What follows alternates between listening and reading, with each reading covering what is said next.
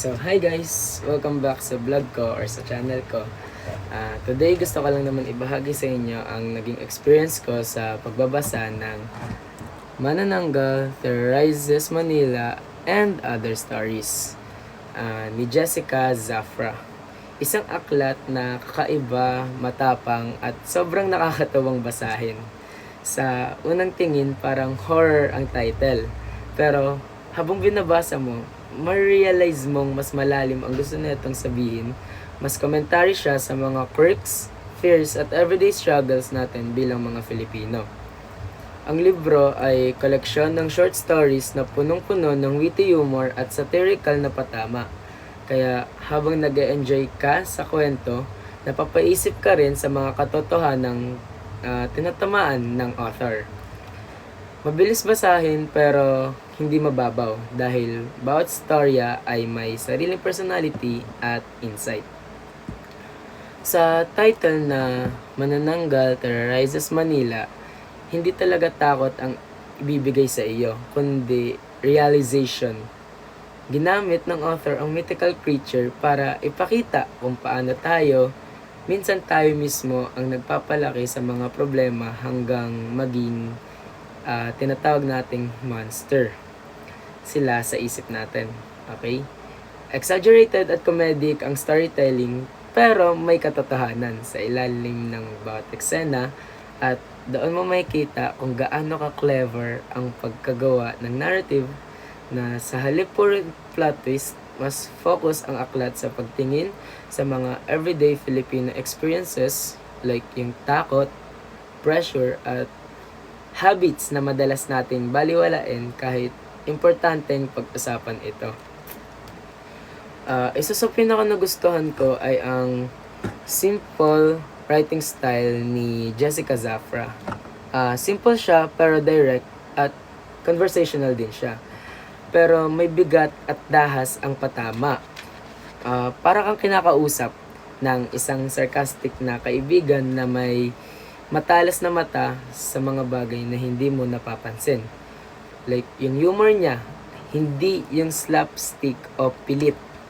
Mas grounded, smart, at may kasamang irony na bigla ka na lang mapapangiti habang tumatama sa iyo yung point. At kahit light ang tono, ramdam mo pa rin ang commentary tungkol sa kultura, ugali, at flaws nating mga tao na nakakatawa pero may laman and entertaining rin pero thought-provoking. Magandang basahin ito lalo na para sa mga estudyanteng katulad ko dahil short stories siya. So, kaya very manageable basahin kahit loaded ka na sa schoolworks mo, outputs mo, and activities mo.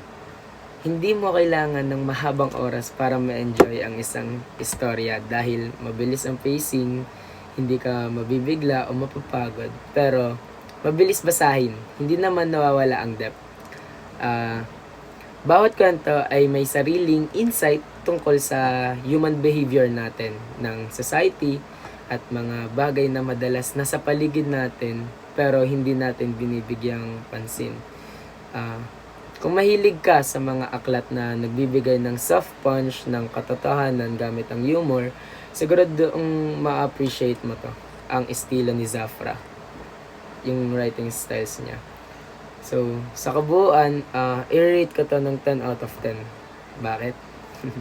Dahil ipinapakita lang naman ng istorya ni Zafra na Manananggal Terrorizes Manila and Other Stories kung gaano ka-creative at ka-observant ang mga Filipino writers, lalo na sa paghalo ng humor, criticism at storytelling.